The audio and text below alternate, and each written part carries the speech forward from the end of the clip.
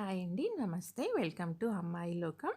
అందరూ ఎలా ఉన్నారు? నేనైతే చాలా బాగున్నాను. మీరందరూ కూడా బాగుండాలని మనస్ఫూర్తిగా కోరుకుంటున్నాను. ఇవాళ మన రెసిపీ వచ్చేసి గుంట పొంగనాలండి. దాంతోపాటు సరిసమంగా ఉండే అదిరిపోయే ఒక చట్నీ రెసిపీతో వచ్చేసాం మనం. రండి ఎలా ప్రిపేర్ చేయాలో చూద్దాం. నేను చేసినట్టుగా కనుక ట్రై చేసి చూడండి మీరు. సూపర్‌గా అంటే సూపర్‌గా సాఫ్ట్‌గా వచ్చేసేస్తాయండి. చాలా సాఫ్ట్‌గా ఉంటాయి గుంట పొంగనాలు. చూడండి. ఒక చిన్న రిక్వెస్ట్ అండి. ఎవరైతే ఫస్ట్ టైం నా ఛానల్ చూస్తున్నారో తప్పకుండా సబ్స్క్రైబ్ చేసుకోండి. ఒక లైక్ ఇవ్వండి. మీరు ఇచ్చే లైక్ తప్పకుండా చాలా ఎంకరేజింగ్‌గా ఉంటుంది. అలానే మీ ఫ్రెండ్స్‌కి, ఫ్యామిలీ మెంబర్స్‌కి కూడా ఫార్వర్డ్ చేయండి. రండి వీడియోలోకి వెళ్దాం. ఫస్ట్ చట్నీ మనం ప్రిపేర్ చేసుకుందాం. దానికి వచ్చేసి ఒక 2, 3 టేబుల్ స్పూన్లు ఆయిల్ వేసుకొని, ఒక 10 వెల్లుల్లి రెబ్బల్ని మనం పొట్టు చేసుకొని ఆయిల్‌లో ఫ్రై చేసుకుందామండి.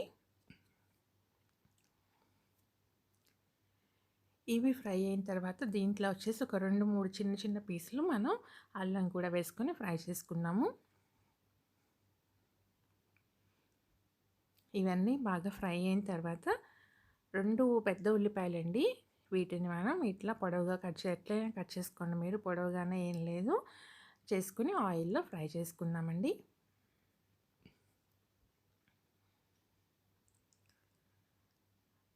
ఇవి బాగా మగ్గిన తర్వాత ఉల్లిపాయలు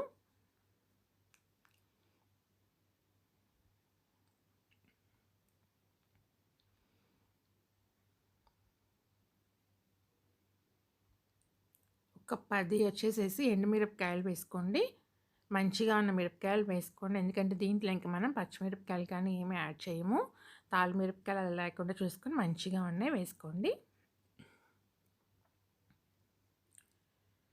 ఆ తర్వాత 3 వచ్చేసి ఇట్లా పెద్ద సైజు టమాటాలు కట్ చేసుకొని వేసుకున్నాం. ఇది జస్ట్ ఊరికే రఫ్‌గా కట్ చేసుకుంటేనే సరిపోతుందండి. మరి చిన్న పీసులు ఏమి అవసరం లేదు. ఎందుకంటే ఆయిల్‌లో ఇవన్నీ మనకి మంచిగా బాగా మగ్గిపోవాలండి. అందుకని ఎలా కట్ చేసుకున్నా ఇప్పుడు మనం స్టవ్ వచ్చేసి లో టు మీడియం ఫ్లేమ్లో పెట్టుకొని ఫ్రై చేసుకుందామండి. అప్పుడే అడుగు పెట్టకుండా ఉంటుంది.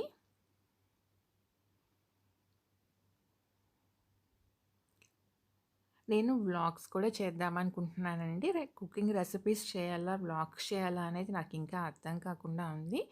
మీ కామెంట్ వచ్చేసి నాకు తప్పకుండా తెలియచేయండి. ఇవి చూడండి మంచిగా మగ్గిపోయినాయి. ఇప్పుడు మనం కొంచెం కరివేపాకు వేసుకుందాం. ఆ తర్వాత ఒక గుప్పెడు వచ్చేసేసి పుదీనా వేసుకుందామండి.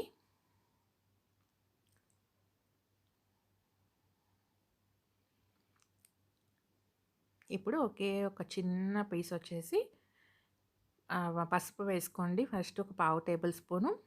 దాని తర్వాత ఒక చిన్న పీస్ వచ్చేసి చింతపండు వేసుకుందామండి. ఎక్కువ వేసుకోవద్దు, మరి పుల్లగా అయిపోతుంది, తినడానికి ఇదిగా ఉండదు. ఒక చిన్న పీస్ చింతపండు వేసుకుని అంతేనండి. ఇంకా స్టవ్ ఆఫ్ చేసేసి మనం మిక్సీలో ఆరిన తర్వాత మిక్సీలో వచ్చేసి చట్నీ రెడీ చేసుకొని వచ్చేద్దాం.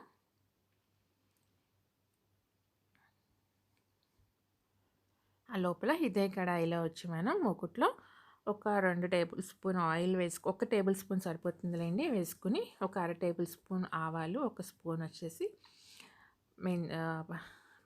మినపప్పు వేసుకుని, ఒక 2 ఎండుమిరపకాయలని ఇట్లా విరగొట్టుకుని తాలింపులో వేసుకోండి. ఇదంతా బాగా ఫ్రై అయిపోయిన తర్వాత మనం ఆల్రెడీ గ్రైండ్ చేసి పెట్టుకున్నాం కదా టొమాటో చట్నీని, దీంట్లో వేసేసి జస్ట్ ఒక్క సెకండ్ వచ్చేసి మనం తిప్పి ఆ తర్వాత ఆఫ్ చేసుకోవటమే, అంతేనండి. ఇంకా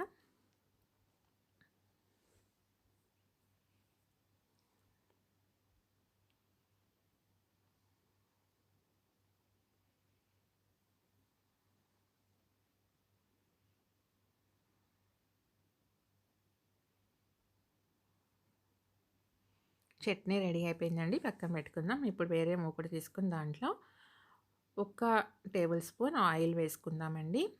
ఆయిల్ వేడెక్కిన తర్వాత ఒక అర టేబుల్ స్పూన్ వచ్చి ఆవాలు, ఒక టేబుల్ స్పూన్ వచ్చి జీలకర్ర, ఆ తర్వాత ఒక టేబుల్ స్పూన్ వచ్చి మినపప్పు. ఇవన్నీ బాగా ఫ్రై అయినాక సిమ్లో పెట్టుకొని ఫ్రై చేసుకోండి. ఇది ఎందుకంటే మనం గుంత పొంగనాల్లో మిక్స్ చేసుకోవడానికి ఆ పిండిలో తయారు చేస్తున్నాం అన్నమాట. చూడండి మంచిగా బ్రౌన్గా ఎగిపోయినాయి. ఇప్పుడు దీంట్లో వచ్చి ఒక్క పెద్ద ఉల్లిపాయని చూడండి ఎంత సన్నగా కట్ చేశానో అంత సన్నగా కట్ చేసుకోండి మీరు కూడాను. చేసి ఆయిల్‌లో వేసి ఫ్రై చేసుకోండి. అలానే ఒక 2 పచ్చిమిరపకాయలని చిన్న చిన్న ముక్కలుగా కట్ చేసుకోండి.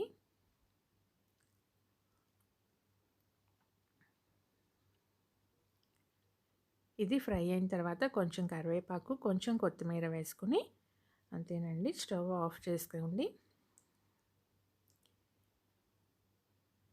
దీన్ని అట్లానే ఇప్పుడు మనం దోస పిండిలో వేసుకొని మిక్స్ చేసుకుందాము. కొంచెం పైన ఇంగు వేసుకోండి. ఇంగు వచ్చేసి ఫుల్లీ ఆప్షనల్‌దా, మీకు కావాలంటే వేసుకోండి లేకపోతే లేదు. ఇప్పుడు మనం ఒక మిక్సింగ్ బౌల్లోకి దోసపిండి తీసుకుందాం. దోసపిండి వచ్చేసి ఆల్రెడీ మా ఇంట్లో ఆల్రెడీ ఉందండి, అదే తీసుకుంటున్నాను నేను.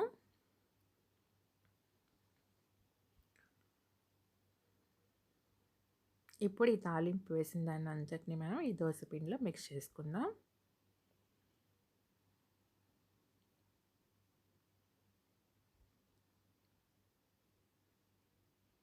సరిపడినంత ఉప్పు వేసుకోండి.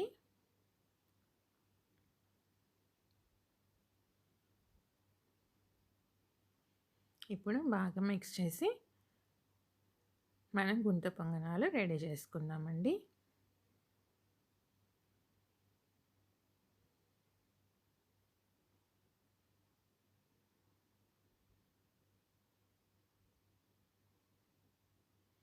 ఇప్పుడు గుంత పొంగనాలు ఇది మనం తీసుకున్నాము. దీంట్లో వచ్చేసి కొంచెం కొంచెం అన్నిట్లోనూ నూనె వేసుకొని, నా దగ్గర 7 వచ్చేదే ఉంది, మీ దగ్గర పెద్దది ఉన్న దేంట్లో అయినా సరే ప్రిపేర్ చేసుకోండి. దీంట్లో ఆయిల్ వేసుకుని ఇప్పుడు మనం అన్నిట్లో కొంచెం కొంచెం పిండి వేసుకుందాం. మరీ ఫుల్గా పై దాకా వేయద్దండి, ఎందుకంటే ఉడికేటప్పటికల్లా ఇంకా పైకి వచ్చేస్తుంది అనమాట. చూడండి, ఇట్లా కొంచెం కొంచెం గ్యాప్ ఇచ్చి వేసుకున్నామంటే ఉడికేటప్పటికి పైకి బాగా వచ్చేస్తుంది.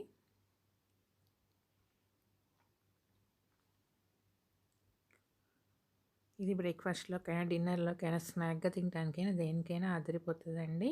చూడండి, చూస్తుంటేనే నోరు ఊరిపోతుంది కదా.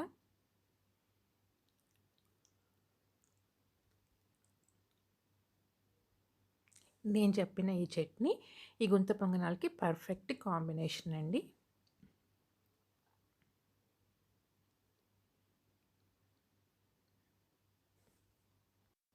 అంతే, చూడండి ఒక పక్క వచ్చేసి వేగిని, ఇప్పుడు ఇంకో పక్కకి మనం తిరిగేసుకుందాము.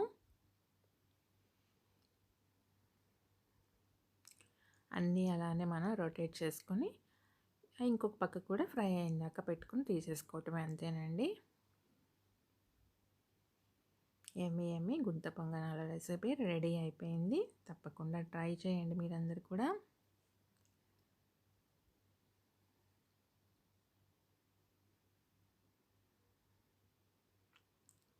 యాక్చువల్‌గా అందరూ అనుకుంటారు గుంట పొంగనాలు వచ్చేసి ఆయిల్ తక్కువ పడుతుంది అని. కానీ యాక్చువల్‌గా ట్రై చేసి చూడండి, మీరు ఆయిల్ కొంచెం ఎక్కువేసి వేసుకున్నారంటేనే దీని టేస్ట్ బాగుంటుంది, కరెక్ట్‌గా కుక్ అవుతుంది. అలానే ఆహ్, ఆహ్, పెద్ద పెద్దయి ఫ్రై అయ్యి బాగా వస్తదండి.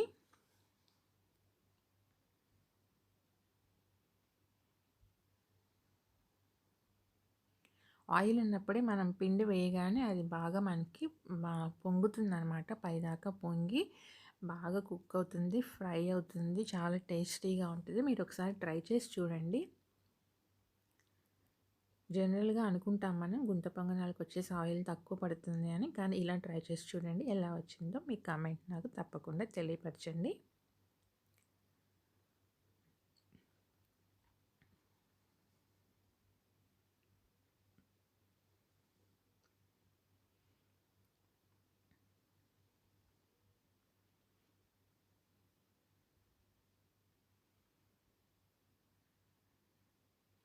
మీరు ఫస్ట్ టైం కనుక నా వీడియో చూస్తున్నట్లయితే తప్పకుండా లైక్ చేయండి, షేర్ చేయండి, సబ్స్క్రైబ్ చేసుకోండి.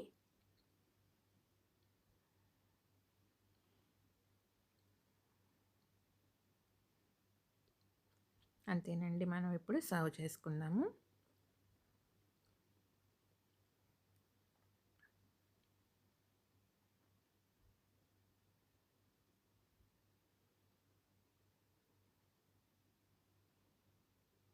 చూడండి ఎంత సాఫ్ట్‌గా ఉన్నాయో.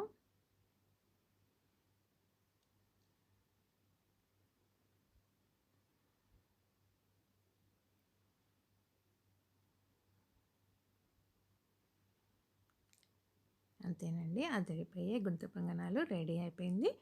రండి మీరు కూడా తిందరు కానీ. తప్పకుండా సబ్స్క్రైబ్ చేసుకోండి, లైక్ చేయండి, షేర్ చేయండి. థ్యాంక్స్ అండి. Thank you for watching.